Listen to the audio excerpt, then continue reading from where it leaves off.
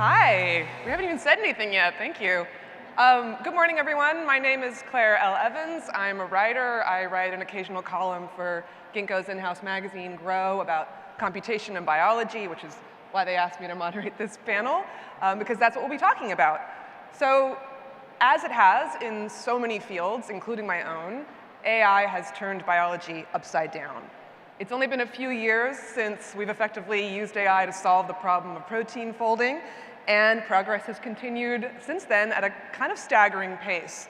Now we're not only predicting the structures that proteins will take with almost experimental accuracy, but now we're also synthesizing and generating new ones to better suit our purposes. So whatever next. I'm joined this morning by a very illustrious panel. We have the computational biologist Chris Sander, whose lab at Harvard applies computational tools to solving biological problems, Brian Vandahl, Vice President of Global Research Technologies at Novo Nordisk, and Ginkgo's own Head of Design, Josh Dunn, to talk about how AI models are changing the kinds of questions we're able to ask in biology and how what we learn can be put to work. So we don't have that much time, so let's just jump straight into it. The question of how proteins fold was a grand challenge in biology for nearly 50 years. Now that it's been more or less put to bed by AI, what happens next? What do we do with all this new data, and what kind of questions can we ask now that we weren't able to ask before? Anyone who wants to take that? So you may say it's a giant step that we may now be able to somehow predict the protein structure, but it's just a small step because biology is so much more complex than that. So one thing is how proteins fold, another thing is how they interact with each other, and then how they function in the complexity of the human body. That's a much bigger question. I think what I would add to that is you really want to think about why we wanted the structures in the first place, right? And so one use case, one reason you want a structure that's close to my heart is you really want to know what a protein does before you actually test it. And the best way to do that is to look at the structure. But the structure doesn't tell you every aspect of how a protein functions. It doesn't tell you right now what the substrate is, what the product is, what the reaction is. And I think that's a really obvious target for a next generation model, is going straight from sequence to function. Mm-hmm. There are some other obvious targets like drug interactions and things like that. As far as kind of the broader future, I think we can take a lot of the techniques that have been applied to proteins and apply them to DNA, RNA, and begin predicting functions, structures, and all sorts of regulatory elements that we could begin designing in the same way. Yeah, go ahead. So just AI in biology, lots of unsolved problems in biology, of course. We heard about the protein structure, amazing progress and so on. Imagine the protein walks in the door, you have its structure, you don't know what the function is, new proteins. And then and function has to do with interactions in cells. So you want to actually put the protein structure and the new designs in the context of cell biology. So a major challenge in AI and biology is in fact computational cell biology. How do the cells work? All the components, not just a few. And then how do cells interact in an organism? And there's this amazing challenge of how to now take the next step and do the computation of cells interacting in an organism, and how that relates to disease, and also in technological applications, how you bring that to bear in environmental and health problems, which I can talk about later. Yeah, I mean, speaking to that, I think, machine learning tends to open up this new possibility space that allows us to find structures that might not have been time or cost efficient to find beforehand. But once those structures have been found or predicted or synthesized, you still have to take them out of silicon and bring them into the lab and either verify them or build them. Can you speak a little bit to the relationship between models and lab work, and if there's like a feedback loop there, how that works? So I think it will remain an iterative process, at least when you're talking about protein and peptide therapeutics, also for a long time in the future, where we have AI assisting in designing molecules that we will then go back to the lab to test. And that is where Jason also spoke about, so the interplay between high throughput lab automation and AI, because we need AI to help design the experiments in a way so that we get the maximum information and value out of the experiments that we conduct so that we can feed those data back into the model. But it will still, as I foresee, be an iterative process for many years to come. And I think what I would add is actually just to repeat a message that Emily, my colleague, delivered a few minutes ago, that data is queen.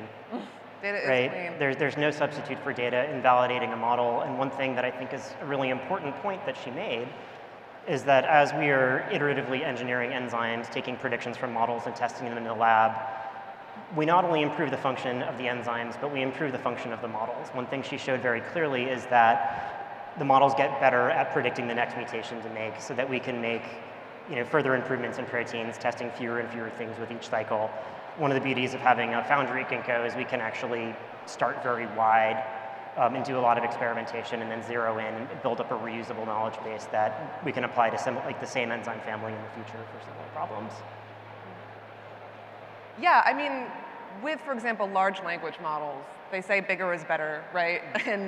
But the more data we can give them, the more emergent capabilities they will have, the better they will be. Is that true? And how can we leverage that? I mean, is there actually enough good verified data out there to train these models at a scale?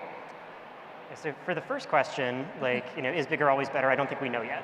And I think the only way to figure that out is to try and see if we saturate. My hypothesis as a biologist is that these things are going to saturate at some point. But we've got to be bold, and we've got to push AI as far as it can go, especially these large language models, to see if we hit that ceiling. And if we do, we'll go on. For the question about whether there's enough verified data, there is and there isn't, and it really depends on the topic area, right? So if you want to ask, where are there large corpora of publicly accessible data that are well described and that are underutilized? DNA sequences, RNA sequences are the first ones I would go after. There's a long tail of smaller things after that, but there's a lot out there that you could lift the same models onto and do some really incredible things with, and I think we're going to see that in the next few years. Do you have anything you wanted to add? Yeah, I mean, one challenge is it's one thing to have an AI engine, and we all have the technology, but there's another problem to actually, first of all, you need some domain knowledge in order to use the AI engine in the right way. I'll give an example from the protein structure. The amazing observation is that proteins in evolution are constrained, and over millions of years, all the information about the functional constraints of proteins is deposited in genetic sequences. And so one of the key inputs to all those new methods we heard about is, in fact, the fact that molecular evolution is giving us the information. So for other new applications of AI in protein engineering, you have to have some domain knowledge to actually make that useful, number one. Number two, you actually have to have a ton of data. And we all have seen examples here, and of course Ginkgo had lots of data. If you don't have the right kind of data and you don't prepare it in the right way, then you can't really be very successful. I'll give you one example, which is genetic variation. We all have genomes, and some of us have hang about genome sequence. You have mutations in our genomes. We'd like to know what's the relationship between the genetic variation and the differences among people, number one. Number two, propensity for disease. And so how do you now get enough data about all the genomes, and that's in progress. That's a big challenge. We're getting more and more genomes, number one. Number two, the relationship to disease. So as we speak, AI methods are being applied to analyze genomes increasingly and then relate the variation to propensity to disease, which in the end also has implications for therapeutic development. So that's a major challenge, and we look forward to doing that. Yeah, this is kind of a philosophical question, but something I find somewhat confounding about AI in this context is that, it allows us to solve really big problems without necessarily understanding what is going on, underneath. Like, we're able to predict protein structures. We don't necessarily know the dynamic, processes that create those structures. We have these structures. We don't necessarily know the function of those structures. So is there a disconnect for you in this? I mean, is it enough to know that something works? Don't you also need to know why it works?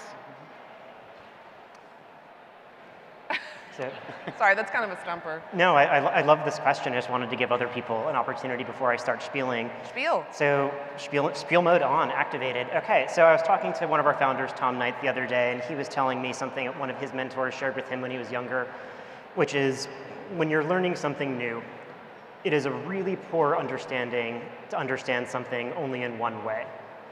Meaning, to really build insight about something, you have to understand it through a bunch of different lenses. You have to compare it to things you know. You have to be able to make predictions about it. You know, when will this method work? When will it won't? When will it not? Excuse me. And so where are we now with large language models, right? These things can design proteins. Those proteins work. And we're going to see incredible pressures, both in academia and in industry, for people to operationally use these tools without spending the labor and the time to understand why. And if we're not careful, we'll end up in a world where, as a field, we'll have a labor pool and a workforce that has a poor understanding of how these tools work, and innovation will stagnate. And so what we really need to do is make sure that as we operationalize these things and use them, which we should, we're training a fraction of our workforce to really understand the corners of these methods and figure out when do they fail, when do they not fail, where do we need innovation, and we need to dedicate sub-fraction of this to really understanding, okay, this worked great, but why? What new insight can we bring? And I would argue that our central challenge now is moving from one where in a world where you've got scientific progress moving with almost unbounded velocity and an inclination for insight to live within machines rather than people, how do you bring some fraction of that back into your people? Yeah. Wow, yeah. I mean, it's all well and good when things work, but when things go wrong, you need to understand the mechanics of play, right? Absolutely. Yeah. Yeah, I just want to give you one example of something that might motivate us in the future for AI. And we know we have all kinds of problems in the world. There's war and peace, there's global warming, and so on. Let me just give you one example, the environmental problems. So one example is, this is not the only one, but it's an interesting one. We have lots of garbage in the world, and the plastic garbage patch in the Pacific Ocean. So people discovered an enzyme that actually degrades plastics. And so how do you take that forward? So there are a number of different groups that are involved in protein engineering, protein design, to now take this plastic degrading enzyme and improve it. So it's one thing to have the AI methods we've seen on the screen just to get the structure, but that's not enough. You also, as you want in drug design, you want to actually have the active site pocket. So now you have to actually develop the methodology, not just to get the structure right, to make sure you have a stable protein, the design, which amazing progress there, but also how to now get the right kind of a function, the part of the protein that does the right kind of reaction. And then synthetic biology, which we've heard about, put those proteins, as you know, into bacteria or certain organism that you can put out there in the wild to actually help do the environmental cleanup. Now, those are major challenges of engineering, and the community has to come together to solve these in the right way. So do you also want a pharma attempt on an I answer? was just going to pivot to you on that. So when we're talking about protein therapeutics, do I care whether we know why it works? Yes, I absolutely do, and AI may also help us that if we get the systems biology into play also. But it's so much easier to investigate how something works when you have something that actually does work. Mm-hmm. And that is where I believe that the interplay again between high throughput lab automation data and AI can help us. So if we just take an example of what it takes to develop a protein therapeutics, you need efficacy, you need safety, and you should also probably consider convenience, and today also scalability. So that is how to produce the molecules. That's a lot of different things to optimize for at one time. And if we look at how we've been doing that traditionally, it has been a scientist with a lot of insight into the specific protein. At Novo Nordisk, we've been working with insulin for 100 years. We have scientists who've been working on insulin their entire career. They know if they change something, maybe in amino acid residue position 22, in order to optimize potency or receptor interaction. They also have to do something in position 13, maybe, to keep the stability of the molecule. But the way that we've been working for more or less those 100 years is a scientist having a picture in their mind of, so how can we make this work? Then they go into the lab, they produce 10, 15, 20, maybe 100 molecules today, if we're thinking big, and they see that's the hypothesis-driven research. See if it works, go back and take that in. But it's just totally impossible to get your mind around the entire design space if you want. Because you have, just in a medium-sized protein, you have maybe 100 residues. You have 20 naturally occurring amino acids. You have all of the non-canonical amino acids. You have all of the chemistry that you can do to the side chains and so on and so forth. That's a design space that you cannot comprehend with the human mind. And that is where AI comes in, because you can help, AI can help you probe that design space in a clever way, so the data can, in these iterative steps, bring you closer and closer to that final molecule, faster and better than what you can do just by your own mind. What you're implying here is a future approach to science that is no longer hypothesis-driven, but some new form. I mean, that's quite provocative. It's at least a different kind of hypothesis-driven research, where you don't necessarily, and that is what was triggering my answer, you don't necessarily have the path to what you are envisioning to achieve laid out for you. You are just probing a design space to learn where you may make the next library of molecules in order to take a step towards that function that you are desiring to achieve. What do you two think about that? Does this technology fundamentally change the way we do science? I'd say yes and no. And so, computational biology has existed for about 40 years since, the BLAST algorithm was published, for example. And, if you talk to a biologist today, it's pretty hard to find someone who hasn't used that algorithm in the last 2 weeks, right? And so we've been using tools for a long time, and tools will generate hypotheses, whether that is, a protein structure from a language model or an alignment from BLAST. And it's up to the experimenter to really understand, okay, is this hypothesis reasonable? Do I want to throw this in the garbage can? Do I want to reorient my experiment around it, right? And so what hasn't changed is there's still an onus on the experimenter to really understand their tools. What has changed is velocity. Like BLAST is 40 years old. Still use it, great. There's newfangled stuff that works better. BLAST is the go-to. But with protein language models, first of all, there is no 40-year-old model.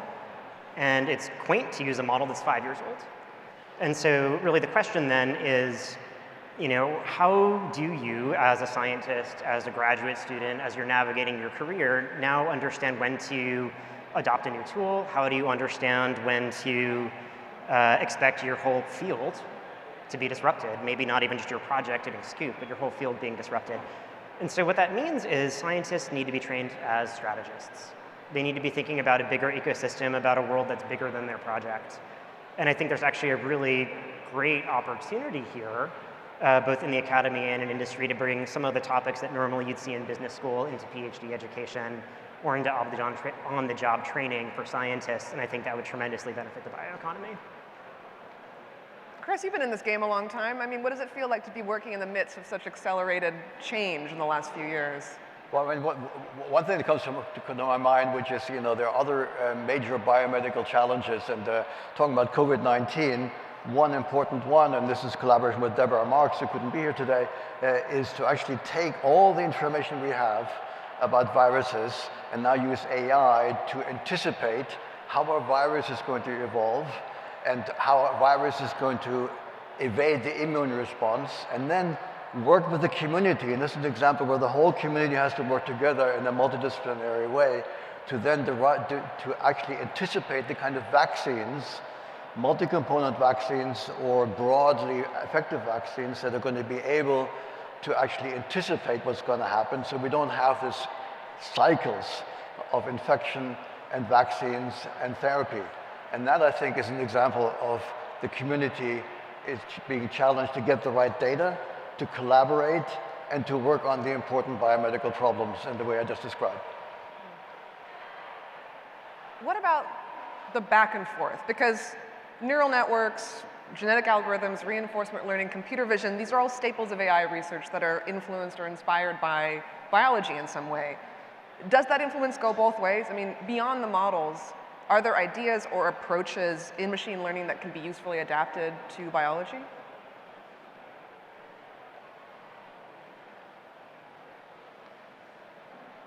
I'm inclined to say, uh-oh, am I still here? Still here. Certainly, right? So I think, like, if you look at technology, there's some really provocative papers that have been coming out in the literature over the last few years where people actually implement, for example, physical neural networks, where they're growing neurons in culture and demonstrating that they have the capability to solve interesting problems. Wow. One of my favorite papers, this came out, God, I want to say like 14 years ago. There were people studying a slime mold called, Fusarium polycephalum, and they showed that it could actually solve the, the traveling salesman problem, which is a famous problem in computer science in non-polynomial time. And the reason why this was interesting was because biological systems can compute things in fundamentally different ways, and we kind of theorized, we as a field, not me personally, obviously, but it had been theorized, that slime molds, for example, might be able to embody some of the philosophical computations that people had been hypothesizing in theoretical computer science might actually exist. So to see a living implementation of that is pretty stunning. So there's a whole field of this called biomimicry. So if you're interested, you can read up on biomimicry about where you see biological paradigms going into technology, and then also the vice versa. Cool. I didn't think we'd get the opportunity to talk about slime molds on this panel, so props for bringing that up. Bring it up every time I can.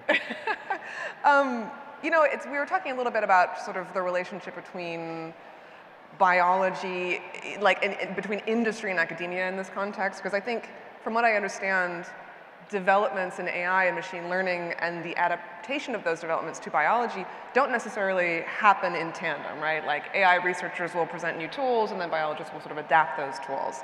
Is there a way to shorten that gap a little and encourage more sharing, more resource sharing, more information sharing between the life sciences and the computer sciences, or perhaps more sort of germane to this group between academia and industry? Brian? So I absolutely believe that collaboration and partnerships is the way forward, just like what we are collaborating with Ginkgo on. So there may be technologies where it's not the right thing for pharma to have everything internal, because it is a better guarantee to be at the forefront, to collaborate with partners who kind of does the same job across an industry or across industries. So I really do believe very much in the collaboration between big pharma, biotechs, and academia in order to get the best out of all the worlds. What about the academic perspective on this? I'll pass on that one. Okay. Well, we're getting close to the end of time, so I want to ask a sort of big picture question. I mean, protein folding was a problem that sort of stymied biologists for half a century. What's the next big challenge in your mind, and will it take another 50 years to solve? So I would say end-to-end, fully automated synthetic biology, from design of my organism through testing in the lab, strain construction, testing in the lab, and iteration. I would love to be able to come in, engage a ChatGPT-like interface, and say, make me a cell of some type you choose that has these properties and these phenotypes. And I don't think this is a 50-year problem. There are elements of this that are already happening. Parts of it might be a 10-year or a 15-year problem, maybe a 20-year, but I'm keeping my eyes trained on that. So I'd say that in pharma, it's probably translatability that remains the biggest question. So how do the things that we do in the lab, the in vitro assays, the biological assays, and also the in vivo pharmacology, how does that translate into human relevance? So, and if we can have AI help assist in that, maybe in the first place, simply to define the best biomarkers to get more value out of clinical studies, at a step towards what may be the final vision or goal, the digital twin of the human body, where you can do your clinical development in silico. Happy to give you one more example of having to do with a big, important biomedical challenge. It's not about drug design and proteins and so on, but this is about cancer biology and trying to not treat people late in cancer, but treat them as early as possible. So one challenge is to look at people's clinical records and use machine learning before they get cancer to identify people who are at high risk, so you can catch the cancer as early as possible. Pancreatic cancer, for example, you want to be able to do surgery before it gets to be too late. What do you need for that? Yes, you need new AI methods, but you need the data. So the big challenge for the community is, and the government is funding this, in fact, with their All of Us programs, get all the genomes and then get clinical records, which is very, very difficult, especially in the US healthcare system, that is accurate, and then wearable devices where you get people's information about their status, their health status, nutrition, et cetera, et cetera. We're not there yet. But once we have that data, we're going to be able to treat these aggressive diseases much, much earlier, and that could potentially be a contribution of AI to human health that will take several years, but it's a major chance. Well, those are some very optimistic visions to end this panel on. I thank you all for joining me. Thank you all for paying attention. And yes, let's design a better future with AI.